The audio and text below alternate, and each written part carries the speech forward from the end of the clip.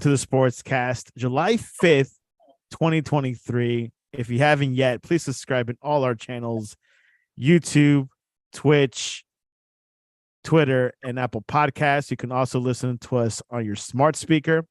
If you're listening on Apple Podcasts, please leave a rating and a review. It will help us out tremendously. You can also listen to us 24/7 on online radio. Also, check out our website, thesportscast.net, and our Twitter. Follow us on Twitter on the Sportscast1, and also on Instagram, the Sportscast1. You could also get our app, the Sportscast, for iOS. Today we have a special guest. It is Gold Cup season. It is the biggest soccer tournament in the Americas, I would say, in North America, Central America, and the Caribbean. And we got a special American legend, Joe Machnik. He is a former soccer player, referee, and broadcaster. Joe, welcome to the Sportscast. Thank you so much. It's my pleasure to be with you.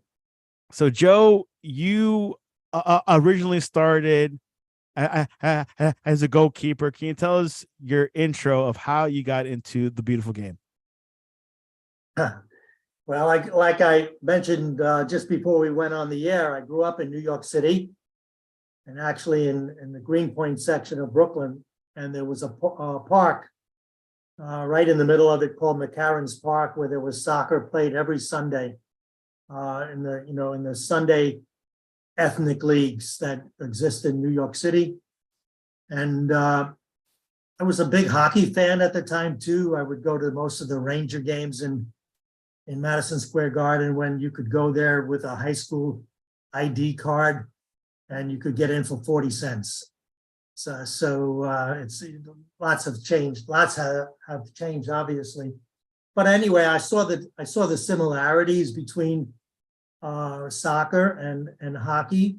And when I was in high school, I sat down in an English class by luck next to two Ukrainian boys, and they were on the soccer team, and we started to talk about soccer and hockey, and they asked me if I ever played soccer, and I said no, but I watch it every Sunday. And they said, would you like to try out? You could be the goalkeeper. So I went up to the gym, and we had a tryout in the gym on a hardwood floor, and put a couple of mats down in front of two poles. And because I knew angle play from watching hockey and watching those soccer games on Sunday, I was able to make quite a few saves, some with my hands, some with my feet, some with my face. And I made the JV team that year. And then the next year, the varsity. And I got to be pretty good. The Ukrainian kids took me to their club in New York City, the New York Ukrainians, and I grew up in that program as a junior player and later as a senior player. And then I got a scholarship, half scholarship to Long Island University as a goalkeeper. Me and another player, Ray Klavecka, who later went on to coach the Cosmos, were the first two scholarship players for LIU Brooklyn. And we turned that program around in a couple of years.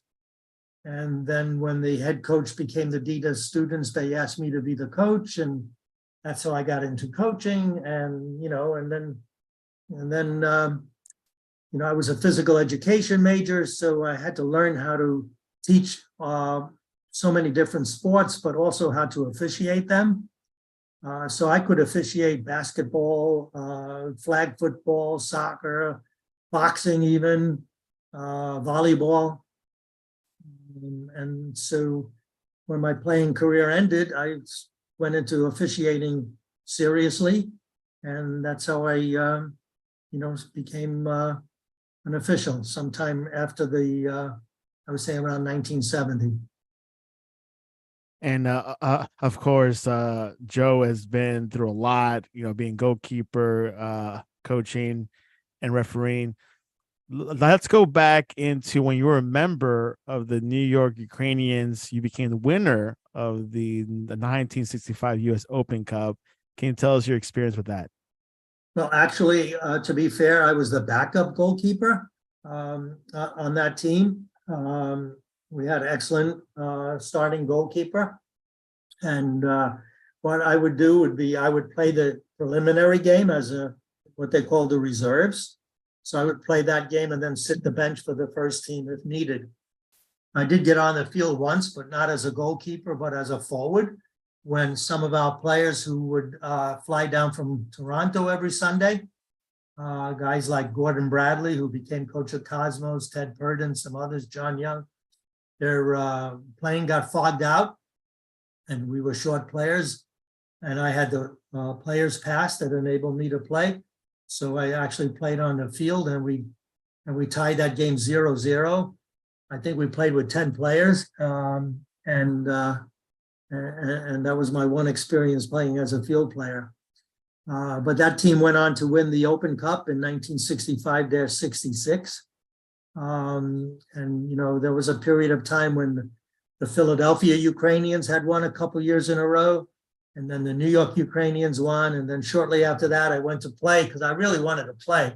I didn't want to be the backup. So I went over to the American Soccer League and played for the Newark Ukrainians for 2 or 3 seasons before moving to Connecticut. Tell us, how was the sport back then compared to now? It seems like what I've always heard, there was a lot of immigrants playing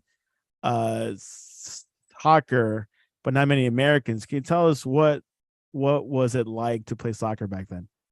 Yeah, that's correct. I mean, I think I was the only born in America player in the German American League, even the name of the league, right? It was called the German American League. So the teams we played against were like Inter Giuliana, which was an Italian team, Blau Scacchi, which is still around today, which was a German team, the German Hungarians, Eintracht, which had their own field in Astoria, the Greek Americans. Yeah, so a lot of immigrants from after World War II that came to America were playing in these leagues, and the soccer was quite good, as you can imagine. Sometimes teams would play or would come over here from Europe to play exhibition games against these teams, and we held our own, partly because we could play, but also the fields were such that, you know, they had no grass. They were made sometimes of crushed cinder and stone and sand and mud, and nothing like what people play on today. You know, there was no artificial surfaces back then. The fields were few and far between, so they were overused. You know, there would be a junior game at 11, a reserve team game at 1, the big team would play at 3, and this would happen on Saturday, Sunday, and Wednesday. So there was never any time for anything to grow. And it was, if you made a diving save or a slide tackle back then, you came up with some serious raspberries, and picking out stones out of your out of the sides of your thighs. Unbelievable. I don't see any mention of your involvement with NASL. Were you ever involved or ever got close to it, or? No, what happened was I was doing pretty well as a referee. I became national referee out of Connecticut, but never FIFA, never international referee. And then I went into the indoors.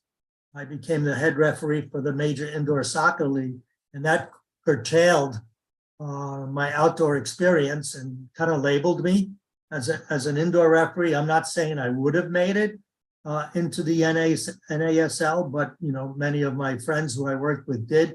But I began to focus on the indoor game, you know, partly because I knew hockey, like I told you earlier, and we were playing on a hockey rink with, you know, field turf on it by that time, sometimes laid over ice.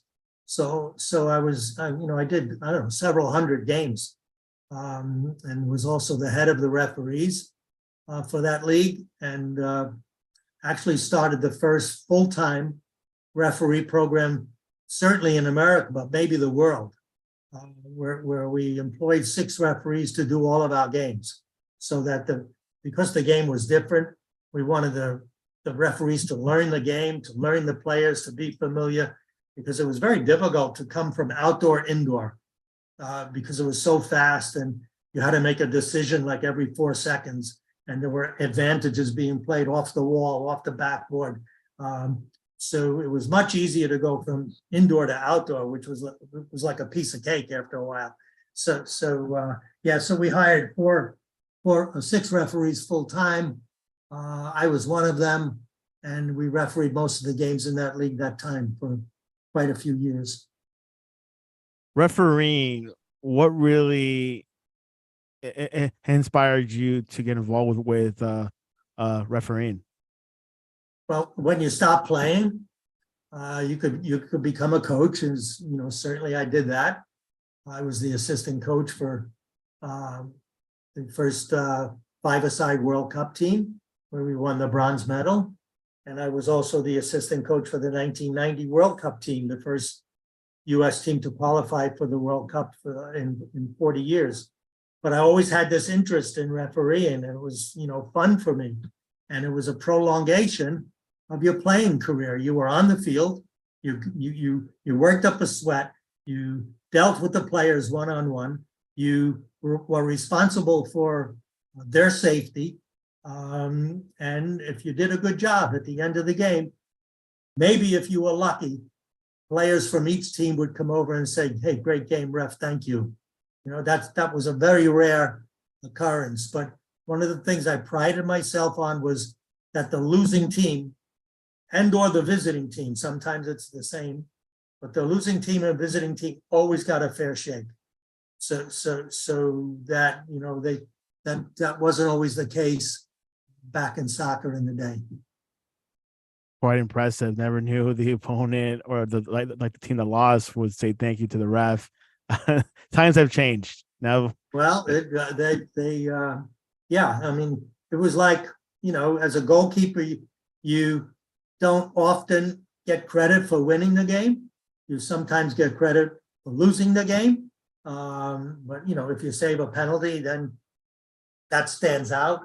And maybe your teammates or others would say, great game. But typically, if you made one mistake that led to a goal and it was 1-0, they didn't want to talk to you after the game.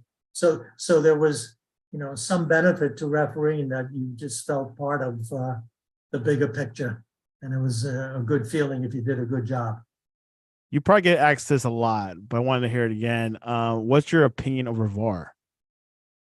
VAR? Yeah, VAR, yeah. Video assistant referee? Well, I do get asked, and I will say this: if it's done right, okay, if it's done right, if it's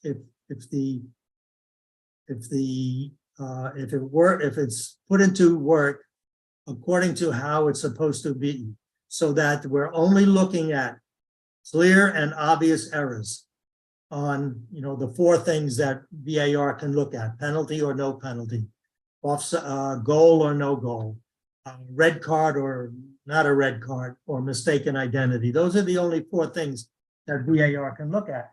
So it's kind of, I've heard this, it's kind of like a parachute for the referee, because if you're out there refereeing and you know that if you make a mistake, and it's easy to make a mistake because you only have one look at a play from one angle, okay? The VAR, depending on how many TV cameras there are, he could have 15 looks, and from 15 different angles. And if he recognizes, or she recognizes, that you've made a clear and obvious error on a pivotal call, a call that can affect the outcome of a game, such as the 4 things that I just mentioned, then that's a safety net for you. So they ring you in your ear and you say, "Hey, take a look at this. I want to show you a different angle," right? And if you see the different angle and you like it, you can change your call. And if you don't like it, you can stick with your call, because at the end of the day, the referee makes the final decision. So it's an important safety net. How many goals in the history of soccer have been disallowed for offside when the assistant referee has raised their flag, and then the video shows the player was onside, right? But it's now too late. You couldn't do anything about it. But now the way they make it work, the assistant referee keeps their flag down until the play is finished. If it goes in the goal, every goal is reviewed and they can award the goal. If it's offside, they can say no goal, offside. So, or the assistant raises his flag, after the play is finished to make sure that, for example, the team doesn't get a corner kick that they don't deserve. So yeah, I'm a fan of it, obviously, if it's done right. If it's done wrongly, where the VAR interferes on too many things, doesn't follow the protocol, doesn't have a high bar to what's clear and obvious, and gets so involved that you have 3 or 4 on-field reviews in each half, that ruins the game. Ruins the game for everybody, the players, the spectators, the TV people. And of course, as a broadcaster, I like VAR because it gives me an opportunity to see a play a second time or a third time, and to then have a chance to explain the laws of the game to the listeners, and or, in my opinion, what led into the referee making that decision. Yeah, and I know for the FIFA Women's World Cup, the ref will have the opportunity to speak in loudspeaker of what was the decision. Right. Which was a Yeah, deal. that was an experiment that was used in the last FIFA Club World Cup, and also in the recent under-20 World Cup. So the FIFA liked it and has now given permission for it to be used in Women's World Cup. So after the ref looks at the monitor or gets a message from the VAR, they're going to be able to speak to the stadium and or the broadcasters through their microphone and explain to us what led to the decision. Some of us, like you or me, for example, we probably know what led to the decision, but not everybody, is familiar with the laws of the game. Not everybody has been a referee. Not everybody has, lived the game. Not everybody sees it the same way. So this will be important addition to the Women's World Cup. Yeah, very important, and obviously they're going to take that approach from the NFLs when like the refs, even the NBA does it, I think too. Like they kind of announce what happened. And I think in rugby in Australia, rugby rules football, whatever they call it, chaos in the chaos game. Yeah, exactly. Which league you've noticed have done it not so well or very well? Of course, like the MLS has VAR, the Premier League in most of Europe. But which league you say, man, these guys kind of need to kind of tie it up a little bit? Well, it takes practice. So regardless of the league, when you just start the program, there's the VAR is part of the referee team, and it takes teamwork. So regardless of the league, every league that initiates VAR and is using video assistants that have been referees, but it's new to them as video assistant, they struggle with it. Until they really, you have to have a boss, somebody in charge to set the standard. So for example, when Howard Webb came to MLS, he really brought some experience with him and a mindset of how he wanted it to work. Now, in MLS, for example, they don't have the 32 cameras that you see at a World Cup game. Sometimes they're doing a game with 10 or with 11 or 12 cameras.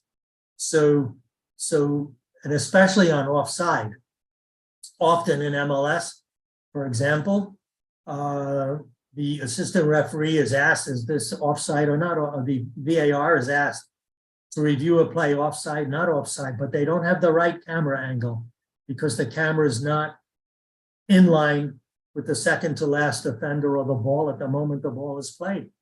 So they have to give it some leeway. Okay. In fact, in the last World Cup, if you remember, in Qatar, we had for the first time what's called semi-automated offside technology. 12 additional cameras monitoring 50 spots on every player's body and the ball, so that in an instant, you know, when as soon as the ball was played, they knew if the player was in an offside position.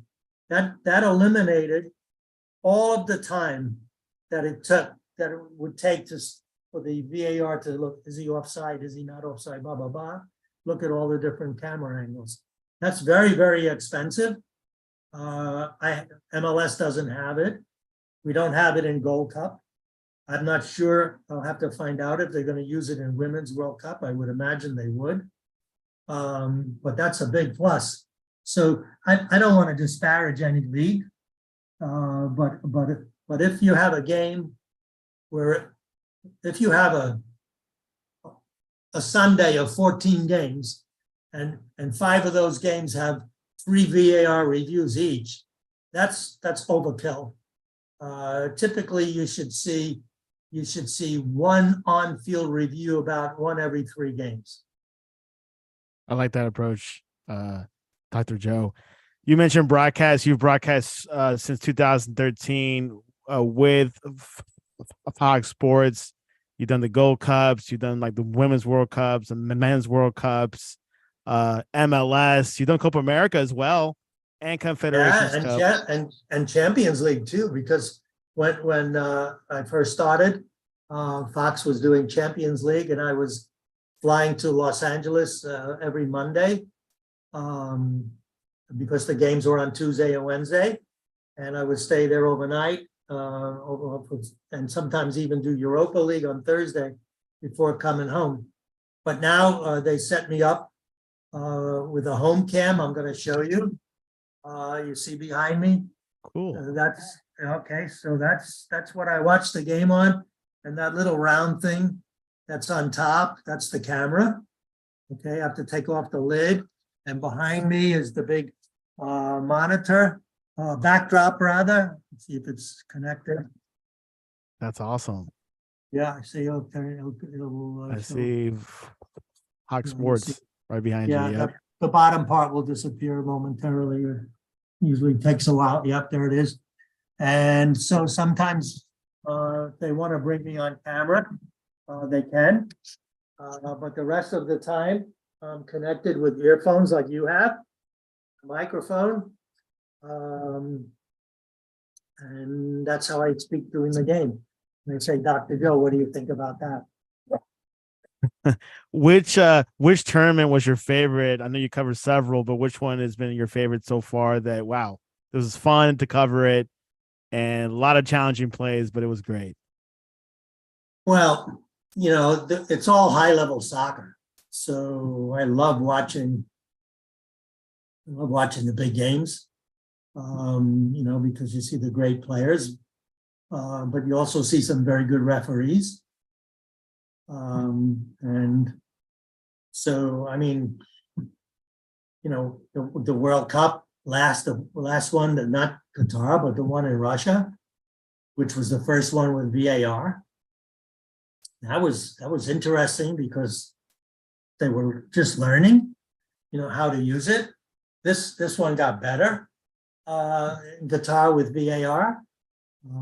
And as we go to Australia, New Zealand, it will be they'll be using VAR, but they'll be using a lot of personnel in the VAR booth that really don't have yet that amount of experience with it. So I'm hopeful that everyone learns quickly and that the games are not interrupted too much unnecessarily. But all, you know, all the games, all the stuff that I've worked, I don't have a favorite. I like having to say something in every game, obviously. And, you know, it's like every once in a while they ask me, how's this referee doing? You know, when there hasn't been a VAR, but there's maybe an injury or something. And I'd like to be able to explain why I think the referee's doing well, or if it's less than well, explain the reasons why. I got to know, I was a match commissioner for over 30 matches in CONCACAF. And before this assignment as a broadcaster.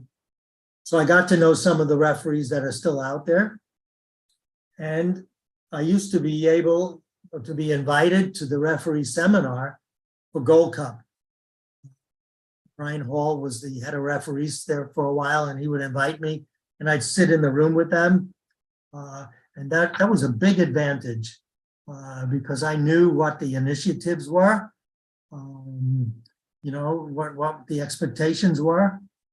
And what happens now in every World Cup or every big tournament, they have what's called a welcoming video for the teams, but it's the same video that's used in referee preparation. So like for this World Cup, CONCACAF shared that with me. Their new administrator, Nicola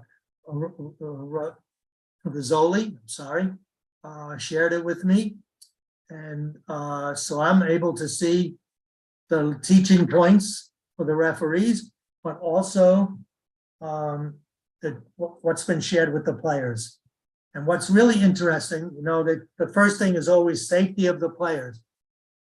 So in the last World Cup in Qatar, there was not a single red card for serious foul play, except the goalkeeper from Wales, when he came out of the goal and he took out the opposing player. I don't remember the team. And at first the referee gave a yellow, went to VAR, recommendation for a red. He came back and changed his call to a red. That was the only player sent off for serious foul play in the entire tournament. Now in the Gold Cup, okay, I think we've had one red card for second yellow.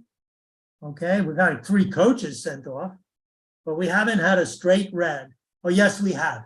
Yes, we have. We had 1 straight red. Let me look at my notes. And this is for this year's Gold Cup. This year's Gold Cup, we had a Martinique player sent off in their game against El Salvador, where he came and he stepped on the player's foot with excessive force, and the referee showed a straight red. Those of us who watched the video preparations for the referee and that was shared with the players thought it was a little bit harsh, but we could understand because the guy came in with excessive force, that it just wasn't a normal stepping on of the opponent's foot. Yeah, it makes sense. So is it not a automatic red typically? It could be, but it may not. Excessive force is always the key. Always the key. Okay, as to what's a send off. I mean, I'm not talking about denial of obvious goal scoring chance or deliberate handball to save a goal. When you're talking about serious foul play, the key is excessive force. Is it me, or is the handball calls like the most difficult? Well, it's not you. Okay. And it's not me either. That they've changed the handball rules so many times in the past 10 years. I think they got it right now.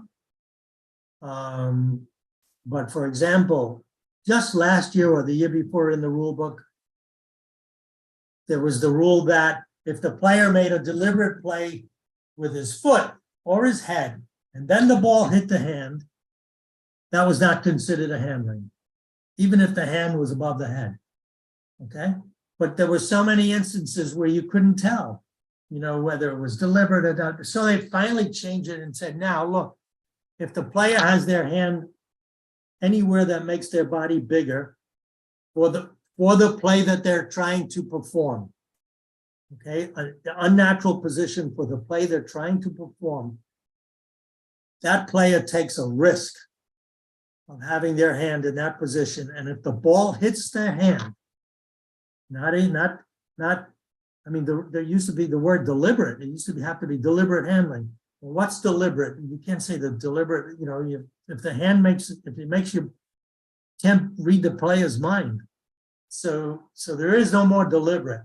If the hand is in an unnatural position, making the player's body bigger, and the ball hits the hand, he hasn't done it deliberately, but it's considered that player takes a risk from having his hand in that position, and he can be penalized. I remember that was like the exact words when they had to make that handball call with Jack Grealish in the FA Cup against Manchester United. They said that if the guy makes the play big or something, it was exactly what you said. Okay. Interesting. Cool. So of course you did refereeing, coaching, playing, but you also started the #1 soccer camp in America back in the late 70s. You have big goalkeepers from the US have been through those camps, like Nick Raimondo, Brad Friedel, Miola, Oli, Brianna Scurry, even Hercule Gomez. He's not a goalkeeper, but he went through your camp, right? Yeah, because we added field players to the camp after about 10 years. So Hercules Gomez was a camper in our camp at Long Beach, California. And I didn't even know that until he came up to me when he was working for Fox and he told me about it. So that was cool. Yeah, soccer camps were a big deal in the late 70s, even early 70s, and nobody was doing goalkeepers. So I actually was visiting and working at a lot of other people's camps. And I was doing the goalkeeper instruction, and everybody said, "Oh, wow, well done." So eventually I said, well, I'm going to start my own camp just for goalkeepers. And people made fun of it at first. They said, what are you going to teach them? There's nothing to learn. How are you going to keep them busy for a week? And excuse me, I guess I proved them wrong. But we started, the first camp was in Connecticut, where I was living at the time. And we had 39 goalkeepers from 13 states. And, because I had made a name for myself, because I was working as the goalkeeper instructor in all the US soccer coaching schools from 1974 through middle 80s, I guess. So a lot of coaches were sending their goalkeepers, high school goalkeepers, some college goalkeepers, even younger ones. And then we did such a good job that first year that we went, also in Connecticut, we went from having 39 goalkeepers to over 200 in 1 week. And they came from 39 states.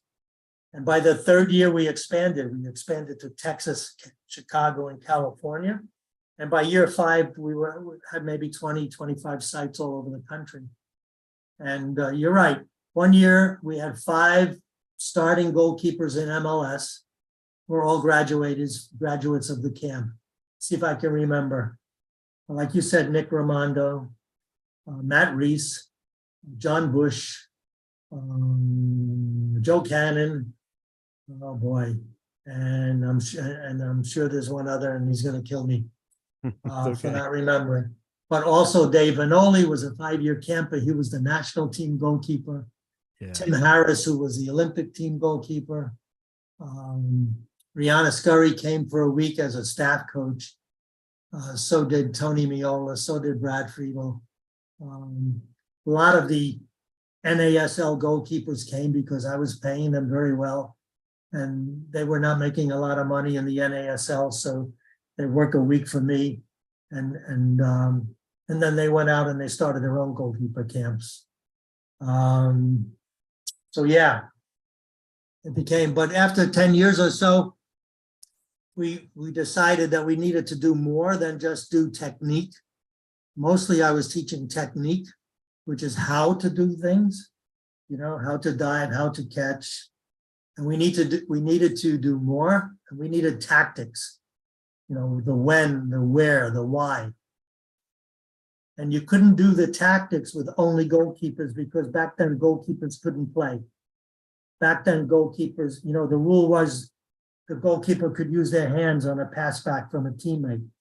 The goalkeeper could use their hands even from a throw-in from a teammate. So when they changed that rule and made the goalkeepers have to play with their feet on a pass back or a throw-in from a teammate, okay, then goalkeepers realized that they had to learn to play, and then coaches like Guardiola and others began to put the goalkeeper into the team and make them part of the team where they play out of the back and beat players, beat opponents because they can play out of the back, but it's only because the goalkeeper is a player. So I now have a new word. I don't call the goalkeepers anymore. I call them goal players. That's a good one. Goal players. Yeah, and you're right. Guardiola has gotten every player in the field to do everything. The goalkeeper play a little bit more forward, and it's evolving a whole lot. One thing I don't see is goalkeepers scoring on the corner or on a free kick. Like I mean, well, yes, free kick, yes, but not in a corner situation where they had to tie up the game or they want to win the match. I have not seen that yet. Well, it has happened. And if you go to YouTube and you put that in, you can find the 2 or 3 times that it's happened in the last 5 years. Don't forget, when the goalkeeper comes up, you now have 21 players in the penalty area.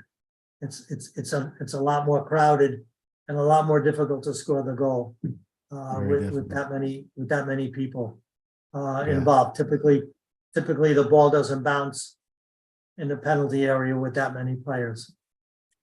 So in my research, one of your players in your camps, Tony Meola, you have a lot of stories about him.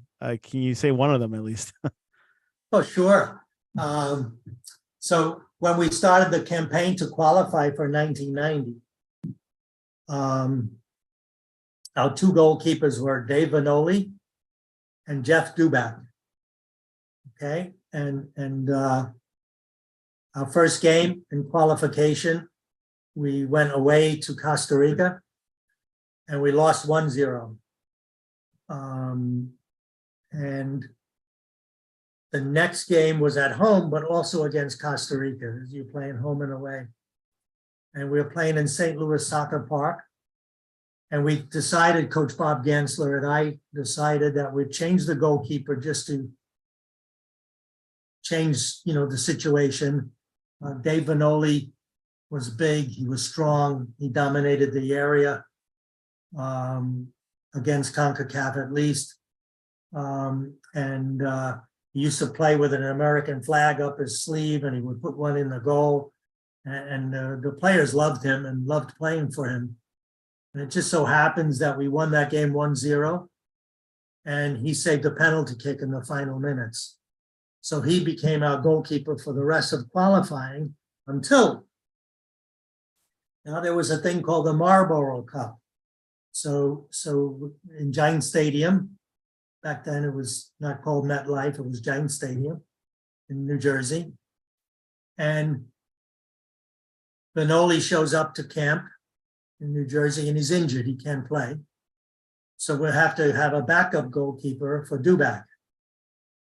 Right, and so we're in New Jersey, school is out, and Tony Meola lives down the block. Okay, so Jersey boy. Yeah, so he's got friends on the team, Ramos and Hawks, and they say to us, to Bobby, call Tony, he lives down the block. So we did, and I gave him a brief workout, and now he's the backup goalkeeper for Marlboro Cup. Turns out the first game is against Sporting Lisbon, I think. And Duback gets hurt. So we have to put in Meola. And he finishes the game and we win the game. And the next game is against Peru national team.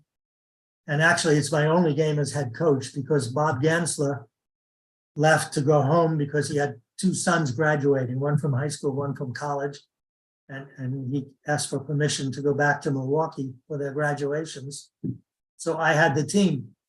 And it turns out we won that game 3-0, and Meola shined. And so now he becomes the starter, and Vanoli becomes the backup.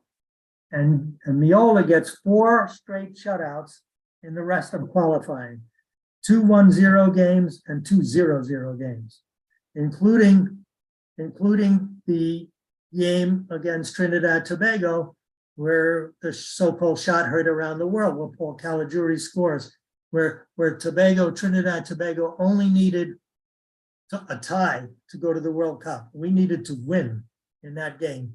So Miola plays flawlessly. Caligiuri scores a goal, and we get to go to Italian 90 World Cup. And he becomes a superstar. Then goes drafted by the Kansas City, first Metro Stars and then Kansas City.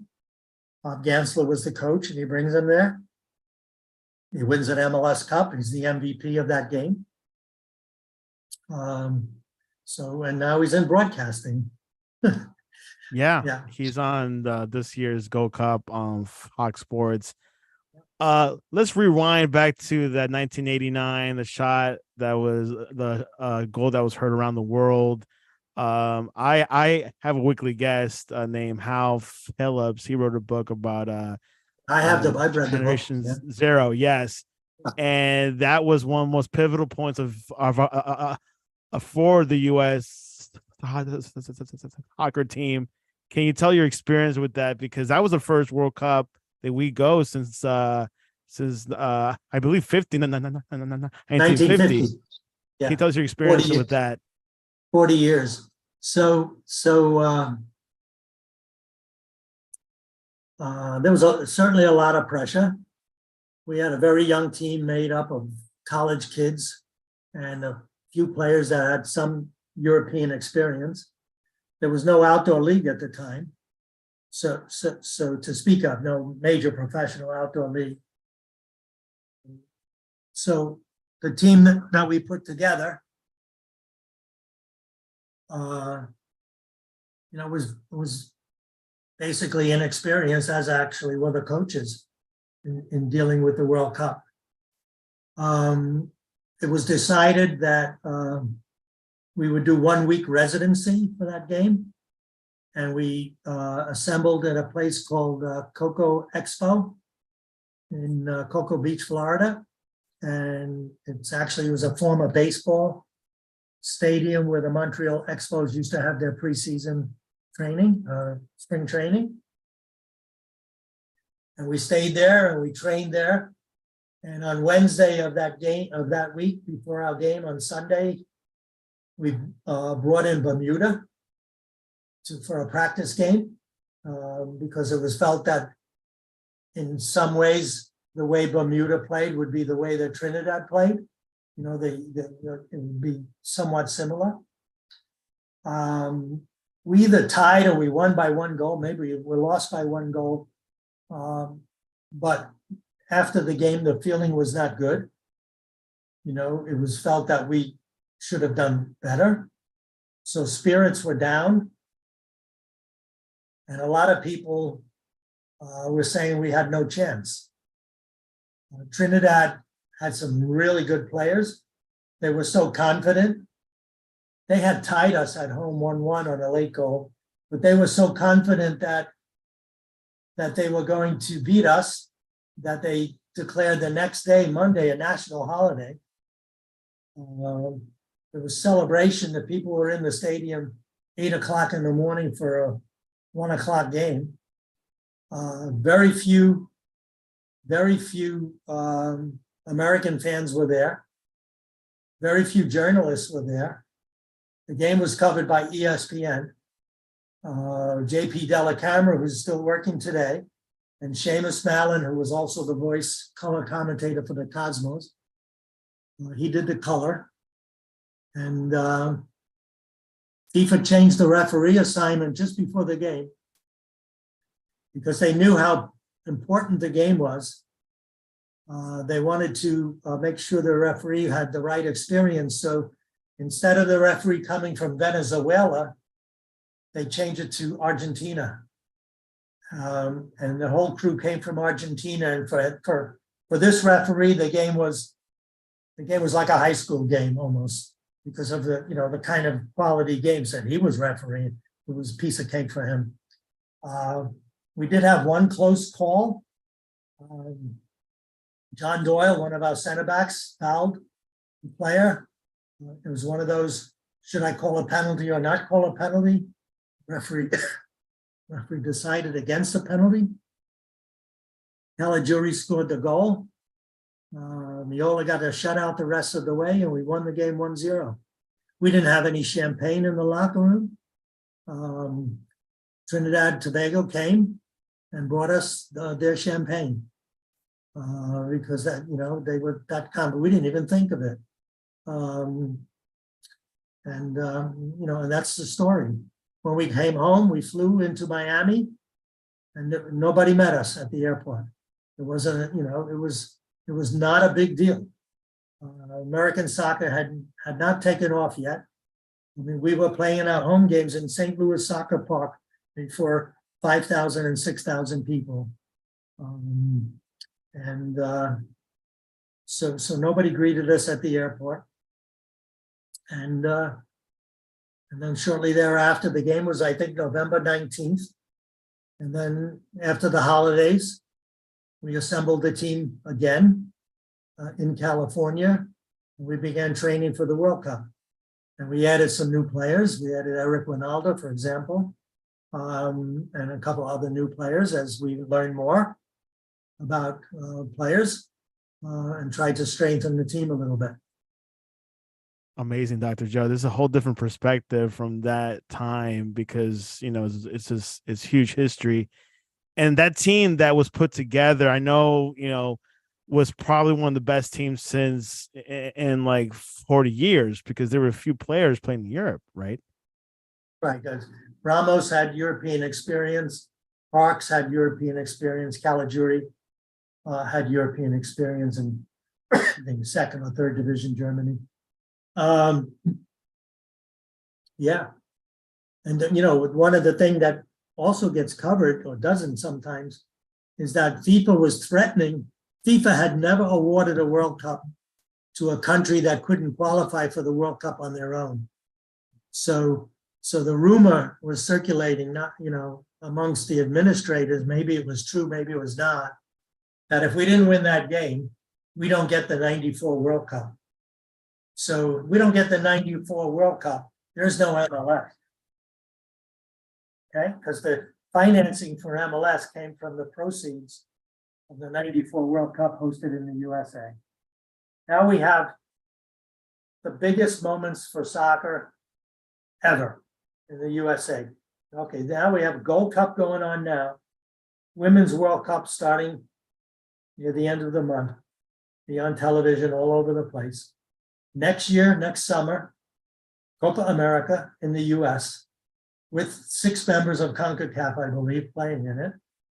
Yes. Also, the following summer, 2025, FIFA has given the first big US Club World Championship. I'm not sure, 16 or 24 teams. So the Man U's and the Barcelonas and all of them are going to be here playing in meaningful games, not exhibition tour games, but meaningful games. And then the following summer is 2026 World Cup. Soccer is going to be on every magazine cover, on every late night television show. It's going to be like, boom, right? And the following year is the next Women's World Cup.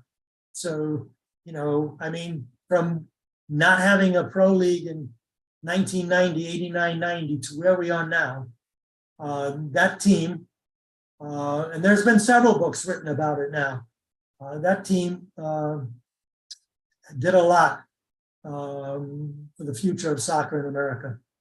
Also, Lionel Messi coming to Miami. Also, we'll see how that goes. Dr. Joe, and also how can it go wrong? How can it go wrong? Is it $5,000 to buy a ticket? Exactly. He can't go wrong there. I would like to give you credit because, for a long time, I think our best position for a long time was like the goalkeeper position.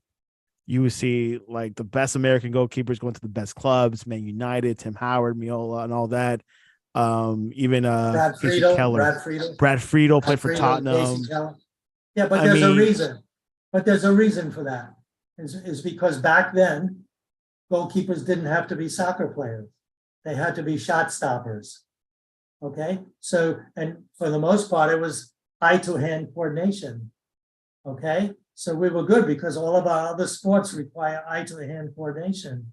But as the goalkeepers become, the need for goalkeepers to become more field players, the demands get greater.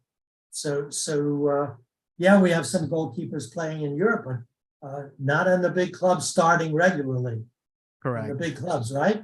Yeah, that's correct. Hopefully that will change soon. But yeah, you're right. Goalkeepers are becoming more field players, which is unbelievable.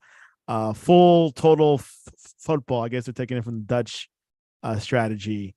But wow, this is an incredible interview. I enjoyed it so much, Dr. Joe. I mean, I love the sport so much. I started watching the sport back in the World Cup USA in 1994.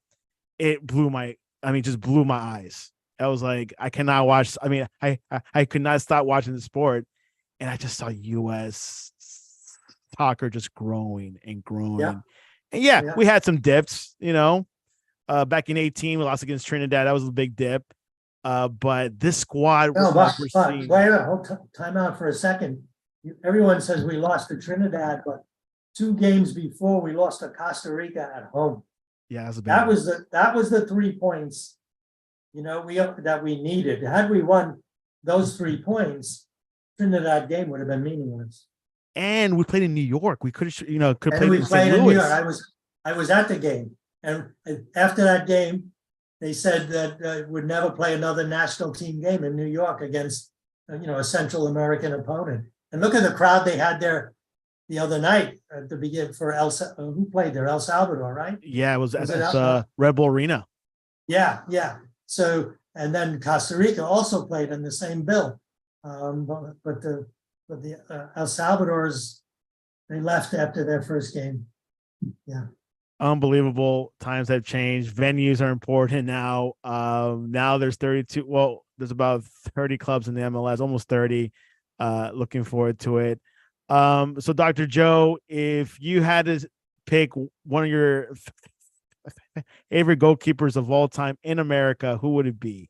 Who would you be your top 3?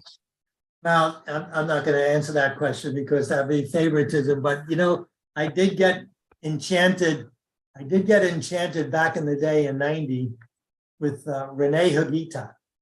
Yes, from my Colombia. parents are from Colombia. So okay, well, I didn't know. I didn't know.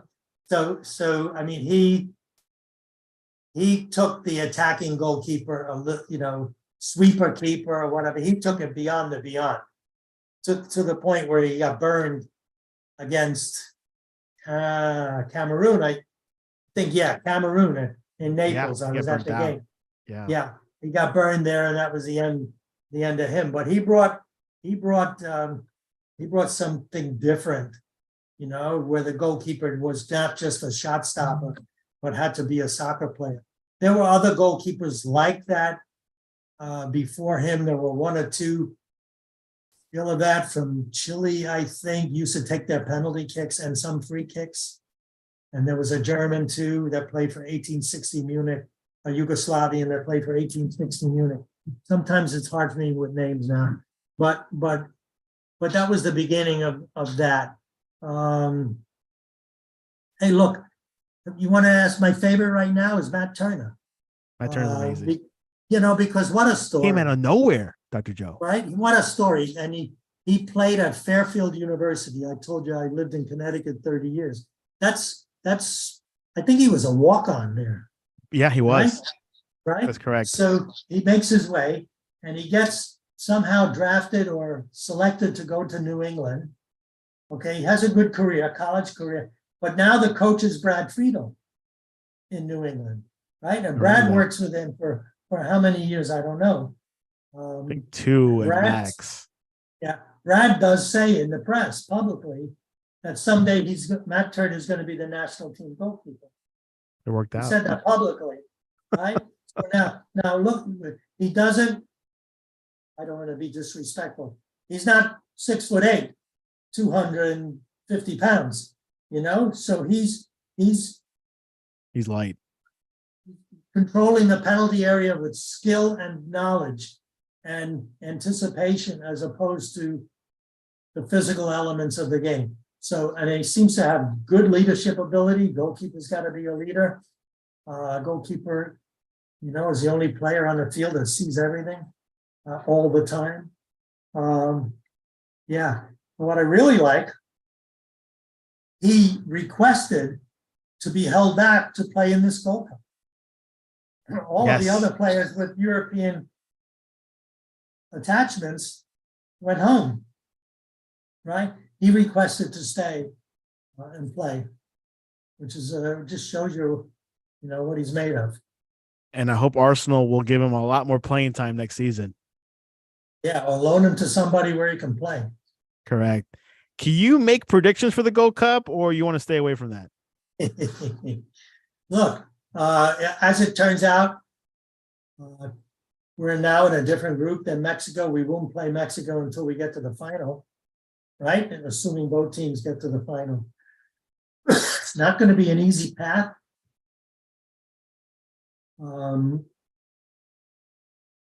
It's the game against Canada is going to be difficult. Yeah, Canada's tricky. Yeah. Not sure what to think of them. It's going to be difficult. It's going to be 1-0, 2-1 max. The next game could be between Panama or Qatar.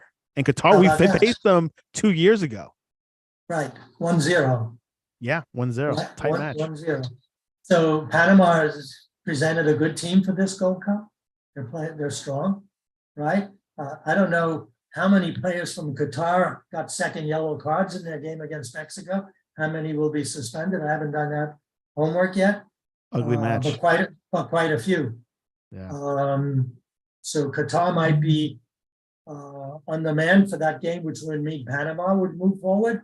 So then we've got, if we beat Canada, assume the next game is Panama, and then Mexico. They're all good games. Jamaica's a good squad. They have 4 Premier Leagues. Happy they're in the other group. Yeah, so the other bracket. I can see Jamaica going all the way. We barely tied them. I know. The only thing they have, 4 Premier League players, but they're all in the front. There's not much of a midfield presence. But they got the goalkeeper, MLS goalkeeper of the year.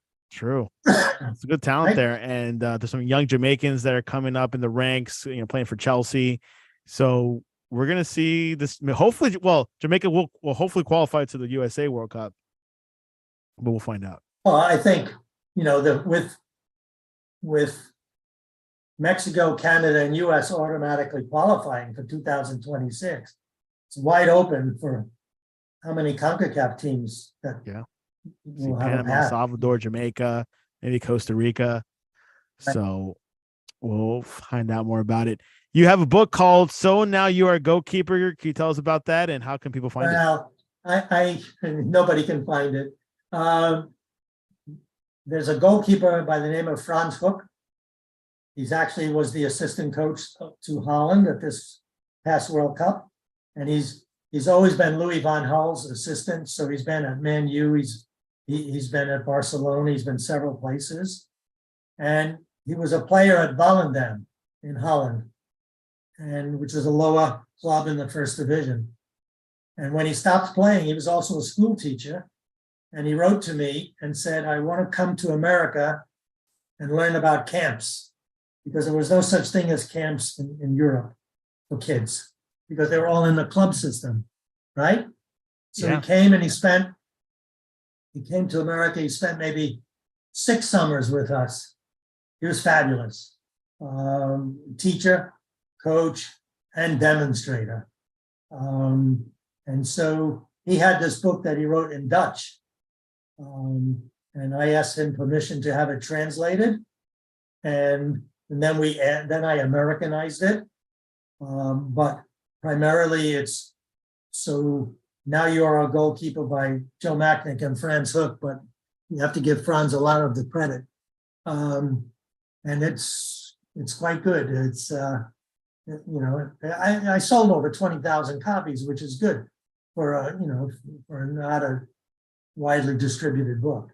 But I sold it to kids who came to camp, and it's not in print right now, and would have to be totally rewritten if we were to put it in print now, because the position has changed so much. It has evolved very much. Dr. Joe Machnik, what is the best way to reach you online? Well, online is Joe Machnik at number1soccercamps.com is my email address. At Dr. Joe Machnik is the Twitter page, so we can communicate that way, direct message if need be. And that's it. I mean, I'm not do a little bit of social media, but not a lot. You can find Dr. Joe on Fox Sports for every Gold Cup match, and he'll be back for the Women's World Cup as well, and then of course Copa America in a year from now. Actually, let me just interrupt before we sign off. I'm not working every Gold Cup match or every World Cup match. I'm sharing the duties with Mark Clattenburg, who's a former FIFA referee, World Cup referee, Europe, big referee in Europe. So he has a similar device that I have in his home in Spain. So like, for example, I have Saturday's quarterfinals. He has Sunday's quarterfinals. Oh, so perfect. Coming up this weekend on Gold Cup. Well, you have all the USA matches. Not this weekend. I did have the USA game on Sunday, but he requested a change for personal reasons. He's got a family function, and so I volunteered to switch with him. Oh, sounds good. Dr. Joe Machnik, soccer legend in American sports, part of the Hall of Fame as well. And do you have any closing words? I'm hoping that your listeners, number one, enjoyed it, found it interesting. I found it interesting just going back in my memory lane. The history of the game is sometimes forgotten. People coming into soccer today, think that it's always been like this. It certainly hasn't. It's moving fast. And so there are several books out there now, and maybe some movies are going to be produced, hopefully, that will talk about the history of the game and how we got where we are, and the contributions of a lot more important people than I was. Yeah, a lot of history out there, and I hope that people will just dig in and how much people have sacrificed and pioneered over the sport of soccer here in America. Hopefully it will scale much more and all that. And of course, you can reach us at thesportscast.net or on Twitter on the Sportscast one on Twitter and also Instagram. Have you seen that movie Soccer Town USA? Yes, I have. Yeah. Which kind of touches base of the New Jersey and John Harkes and New Jersey connection, right? And the Kearney Scotts, and very good. I have seen it. Yeah. Pretty good. Anyway. All right, my friend. Well, thank you, Dr. Joe. I appreciate coming on to the Sportscast.